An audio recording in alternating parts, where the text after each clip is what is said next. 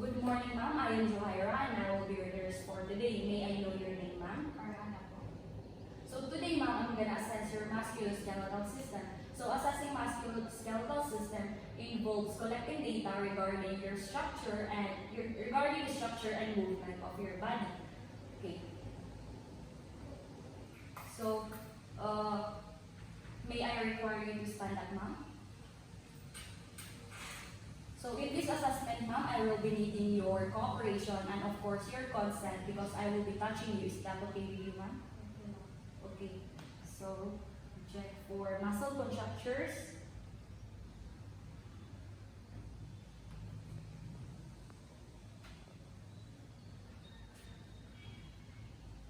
Okay, ma'am. So for muscle tremors naman, can you forward your...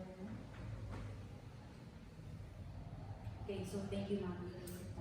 Okay, ma'am. So let me discuss first the grading muscle strength. So in grade 0, we have 0% of normal strength and it is considered as complete paralysis. And in grade 1, it is 10% of normal strength. No movement or contraction of muscle is palpable or visible. In grade 2, we have 25% of normal strength.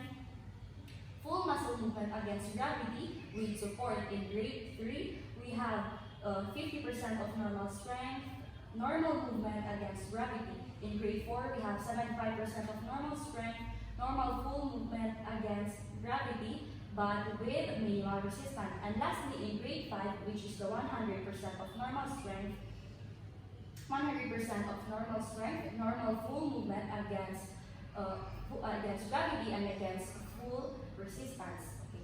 So let us start naman. First is in your sternocleidomastoid. So is it okay? I will place my hands. So ma'am, I'm gonna place my hands here and tingin po kayo against resistance. Okay, thank you. This one. Okay. So trapezius naman tayo, ma'am. So I need you to shrug your shoulder.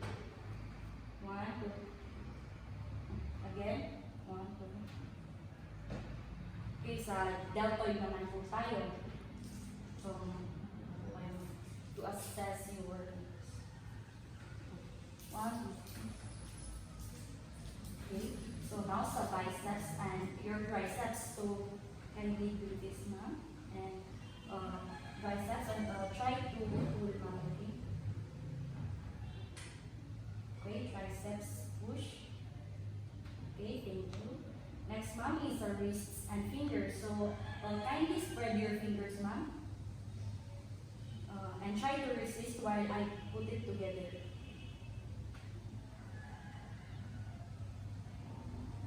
Okay, thank you. Now, sa grip strength. So, I need you to grab my index and middle finger and try to pull it. Okay, thank you. Now naman, ma'am, is sa hip muscles. So, pwede ba magpaghiga po tayo in supine position?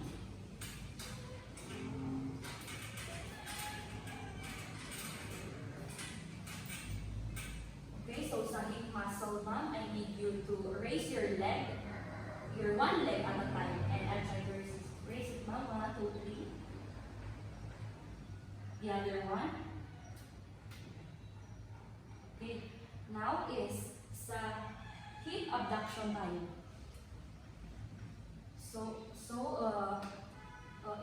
Try to spread your legs, ma'am, and I'll put it together. Okay, 1, 2, 3.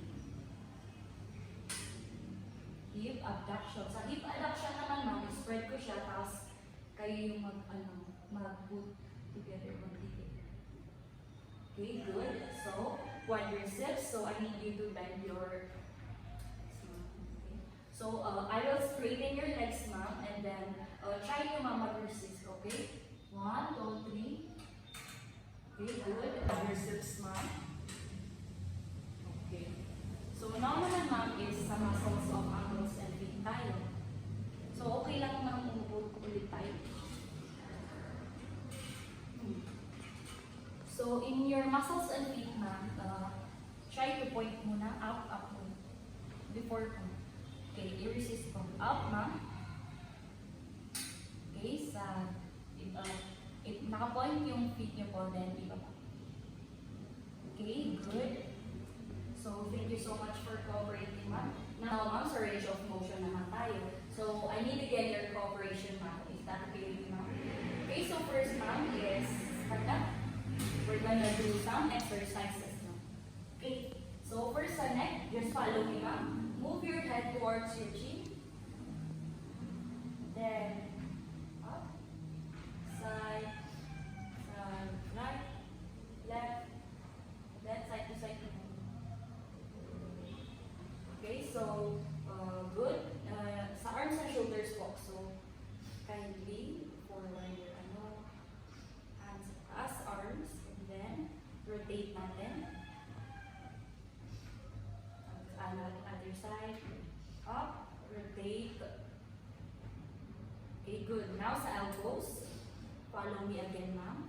So here and this side, up. So your the other one.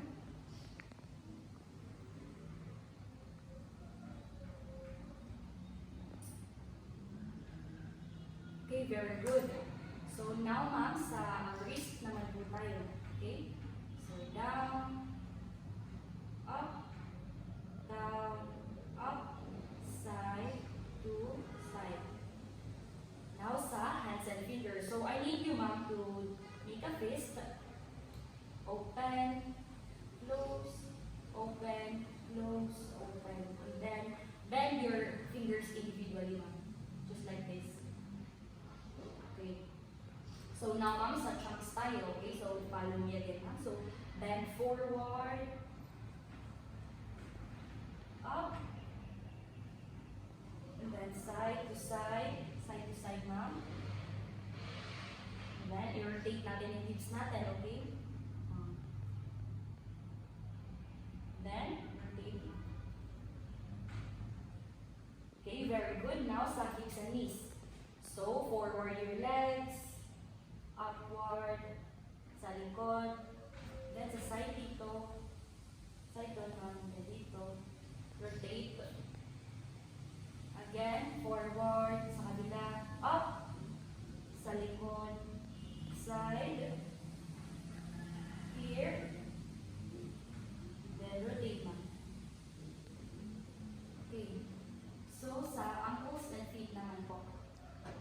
So, point your toes, up, down, side to side. Your other side of your feet, up, down, side to side. Okay, so wala po ba tayong nararamdaman na? Anything? Okay, so good. So, now naman ma'am is, let's move sa deep tendon reflexes. So, mag-sit down po muna lang.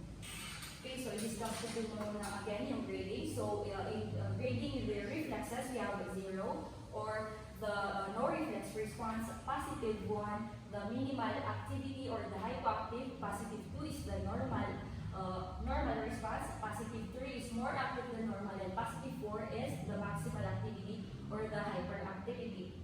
Hyperactive. So again, first po tayo sa biceps. So gagamit po ako nito. Okay lang po ba? Okay, so sa biceps, i-roll ko lang po.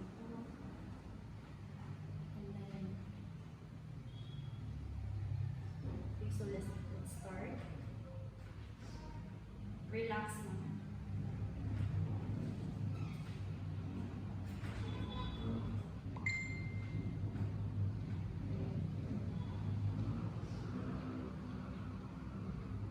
Okay, good. Try natin sa kabila.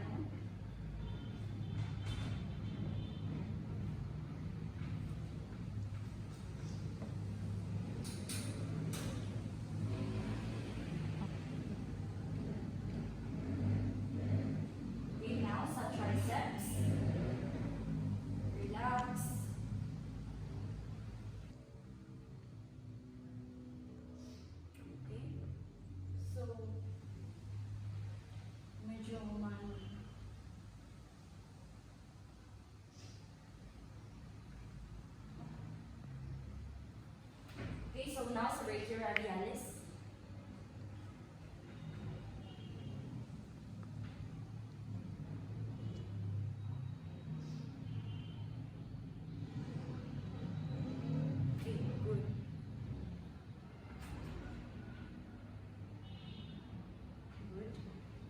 So now ma'am, the quadriceps reflex tayo.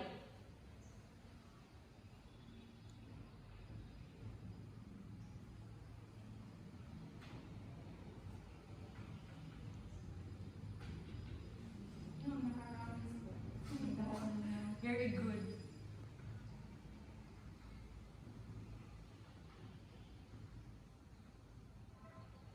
Okay, good. So now ma'am, sa Achilles reflex tayo. Okay, so pwede po ba ang ganito dito ma'am? Head, then, okay, Achilles reflex. Okay, good. Relax.